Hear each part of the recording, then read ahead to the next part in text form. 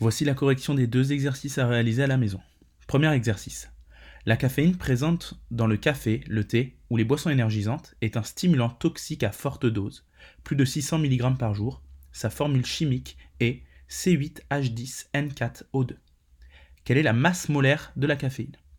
Alors pour calculer la masse molaire, il suffit d'additionner toutes les masses molaires atomiques de chacun des éléments. Pour donner un exemple, dans cette molécule, nous avons 8 atomes de carbone. Donc on va effectuer 8 fois la masse molaire du carbone, plus 10 fois la masse molaire de l'hydrogène.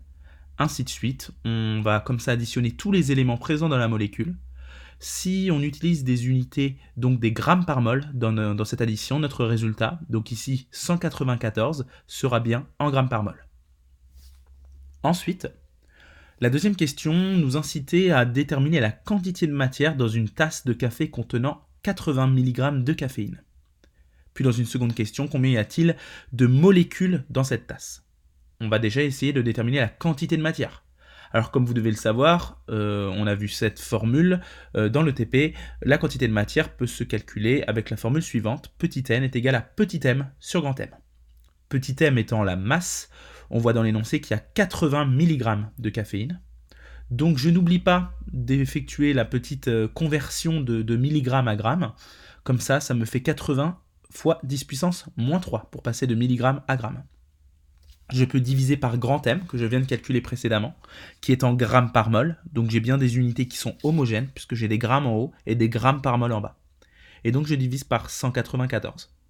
J'obtiens donc 4,1 10 puissance moins 4 mol. On nous demande ensuite de déterminer le nombre de molécules. On a le nombre de mol et on connaît le nombre d'Avogadro qui a été introduit dans le TP. Le nombre d'Avogadro vaut 6,010 puissance 23. Il suffit de multiplier le nombre de mol et le nombre d'Avogadro. On retrouvera ensuite le nombre de molécules présentes dans la tasse. Enfin, la dernière question, combien de tasses de café peut-on boire par jour sans risque d'intoxication? Dans les données qui étaient tout en haut de l'exercice, on voit qu'il ne fallait pas prendre plus de 600 mg par jour. On sait qu'une tasse de café contient 80 mg de caféine. Il suffit donc juste d'effectuer la division 600 divisé par 80, 80 étant une tasse de café. Combien contient en caféine une tasse de café? On obtient donc un résultat de 7,5.